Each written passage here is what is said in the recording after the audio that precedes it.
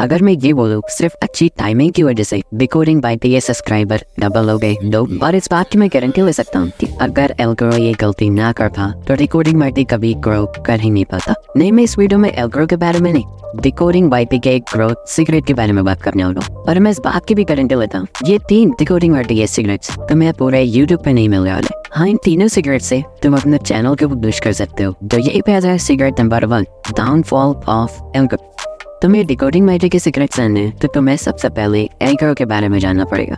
तो 2 साल पहले जैसे एल्ग्रो की पहली वीडियो आई तो वो लोग जो यूट्यूब पे ग्रो करना चाहते थे वो तब तुरंत एल्ग्रो के फैन हो गए, जस्ट लाइक मी। इसका भी एक रीजन है, फोरम में ऐसे काफी सारे क्रिएटर्स थे बट इंडिया में एक तो छोड़ के कोई भी नहीं जो एल्ग्रो की तरह सिंपल वे में बता सके यूट्यूब पे ग्रो कैसे करें। इसीलिए डिकोडिंग बाय ने बहुत स्मार्टली अपना चैनल तब बनाया जब एल्ग्रो का डाउनफॉल चल रहा था। डाउनफॉल? हाँ, आओ इसे अच्छे से समझते। अगर तुम एल्ग्रो के सब्सक्राइबर हो तो तुम्हें अच्छे से पता होगा एल्ग्रो ने पिछले 5 महीने से एक भी वीडियो नहीं डाली है। क्या बात कर रहा है? आईटीएस की एक वीडियो, जिन्होंने ये वीडियो देखी है उन्हें अच्छे से पता होगा कि वो बस अपने कोर्स की प्रमोशन कर रहा था। 6 महीने पहले जैसे एल्ग्रो ने अपना पहला कोर्स अनाउंस किया वैसे ही उसकी काफी सारी ऑडियंस उससे नाराज सी हो गई, बिकॉज उनको लगा कि अब एल्ग्रो बस अपने कोर्सेज बेच के पैसा कमाना चाहता है या वो बस अपने कोर्सेज पे ध्यान देगा, यूट्यूब पे नहीं। यही पे आता है सीक्रेट नंबर 2, ऑडियंस कन्वर्जन।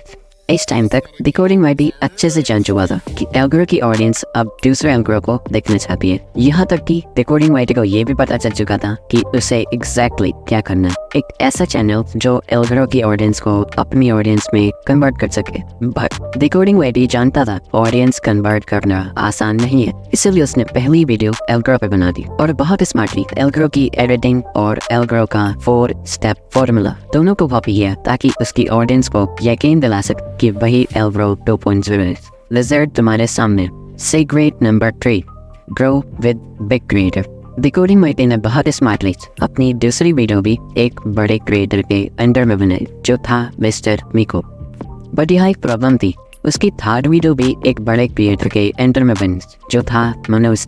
यह प्रॉब्लम क्या है? बड़े क्रिएटर्स के अंडर में वीडियोस बनाने से तुम्हारे वीडियोस में व्यूज तो आते हैं बट एक प्रॉब्लम भी साथ में आती है जो है मिसकंसेप्शन। मिसकंसेप्शन को ऐसे समझो, मान लो तुम्हारा एक रिएक्शन चैनल है, उस पर 10 वीडियो तुमने अपलोड की और वो सारी वीडियोस रिएक्शन की थी, तो ऑब्वियसली तुम्हारे व्यूअर्स और सब्सक्राइबर्स को यही लगेगा ना कि जो तुम्हारी 11th वीडियो होगी वो रिएक्शन की ही होगी, राइट? तो ऐसे ही डिकोडिंग बाय भी जानता था अगर मैंने बस बड़े क्रिएटर्स के अंडर में ज्यादा वीडियोस बनाई तो लोगों को लगेगा कि मेरा चैनल की कैटेगरी चैनल एनालिसिस पर बेस्ट है। तुम देख ही सकते हो। इससे बचने के लिए डिकोडिंग बाय ने अपनी 3rd वीडियो के बाद ग्रोथ से रिलेटेड वीडियो बनाना स्टार्ट कर दिया। अगर तुम भी डिकोडिंग बाय की तरह अच्छी टाइमिंग का वेट कर रहे हो तो उससे पहले तुम्हें ये जानना पड़ेगा कि तुम एक क्रिएटर हो भी या नहीं, राइट? ये वीडियो देख के तुम जान सकते हो कि तुम एक क्रिएटर बनने लायक हो या नहीं।